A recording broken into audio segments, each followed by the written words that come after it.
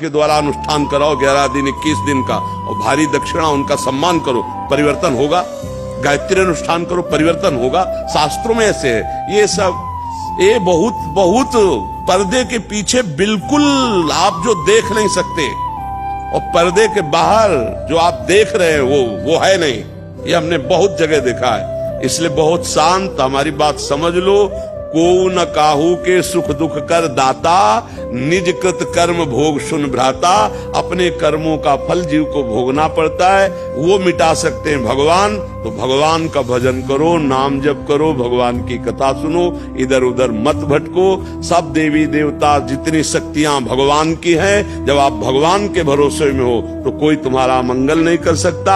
और जब अमंगल होना है, भगवान ने पास कर दिया है, क्योंकि हमारे कर्म भोग है, तो कोई बचा नहीं सकता।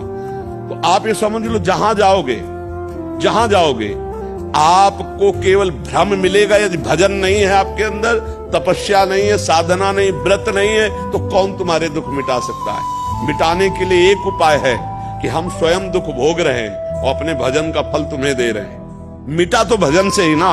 मान लो संतों के पास किस बात के लिए जाया जाता है? उनके दर्शन से, उनके संभाषण से, उनकी बात से हमारा कल्याण हो जाएगा, हमारा मंगल हो जाएगा। तो मंगल कल्याण किससे होता है? उनके भजन से। जो रात दिन भजन कर रहे हैं, सर्वे भवन्तु सुखिनः सर्वे सन्तु निरामया, सब तुम्हारा मंगल हो, सब तुम्हारा कल्याण हो। जितना भजन किया वो सब ऐसे। और जो हमारा कर्म है उसे हम भोग लिया और हम भगवत प्राप्त हो गए। न बचा शुभ ना अशुभ। शुभ ले गए आप, अशुभ भोग लिया हम, और निकल गए भगवान की प्राप्ति में। ये राशि की तो मैं बातें बता रहे।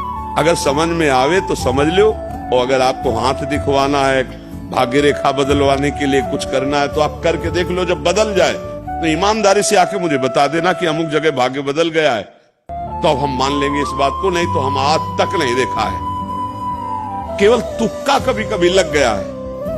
अगर आपका सुधार हो रहा तो उसमें आपका आना, आपका भाव, आपका कर्म है, हमारा उसमें कुछ नहीं। सच्चाई की बात समझ लो। कोई जादू टोना, कोई ऐसा कि कोई मंत्र पढ़ दिया या कोई आशीष, कुछ नहीं। हम ईमानदारी से कह रहे, कुछ नहीं। आपका कर्म, आपका भाव।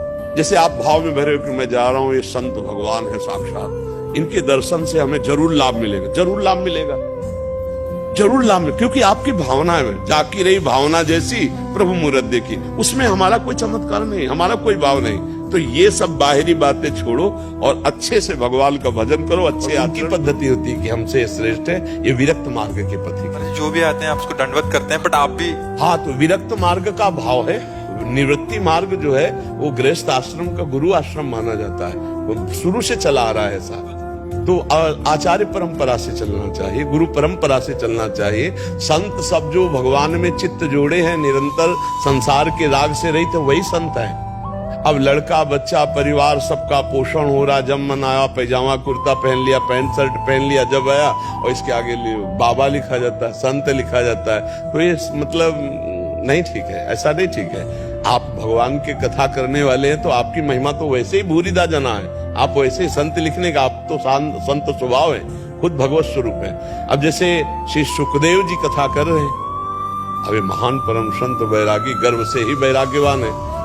अब जब गृहस्थ से कथा के तो महाभागवत हैं, आप भगवान की चर्चा करने वाले हैं, पर संतों का आदर सदैव महाभागवतों ने किया है। संतों का आदर, वो अपने आगे कोई संत भी होने पर वो अपने को संत नहीं कहेगा।